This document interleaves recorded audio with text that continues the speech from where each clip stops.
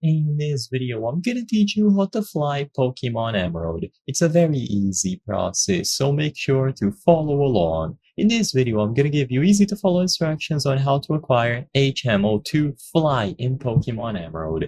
This is actually quite simple because all that you have to do is progress through the main story. What I mean to say is that you don't need to go through any side quests or anything special. If you want to finish the game, you will naturally get Fly.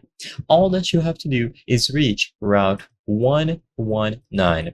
So essentially, just keep progressing through the game, and once you reach Route 119, you will be able to get Fly. If you feel like you are stuck and you cannot progress into the game, make sure that you have defeated all of the gym trainers currently available to you and get any other HMs that you might have missed. It is important to always progress through the game and acquire those necessary HMs and gym badges. The reason why acquiring Fly is so easy is because once you reach Route 119 and you go forward over here on these set of stairs, your rival is going to appear and challenge you to a battle.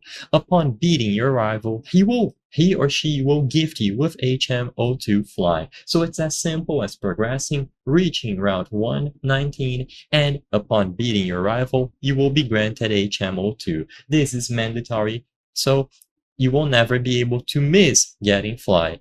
Just progress through the game, go up the set of stairs, and your rival is going to appear and automatically challenge you to a battle. With this done, you can now teach Fly to any Pokemon that it is compatible with, and upon selecting him from your party, you will be able to see this interactive map and fly to any location that you have visited previously.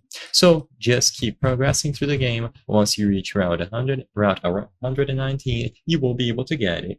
I hope I was able to help you on how to fly in Pokemon Emerald. If this video helped you, please be sure to leave a like and subscribe for more very easy tips. Thank you for watching.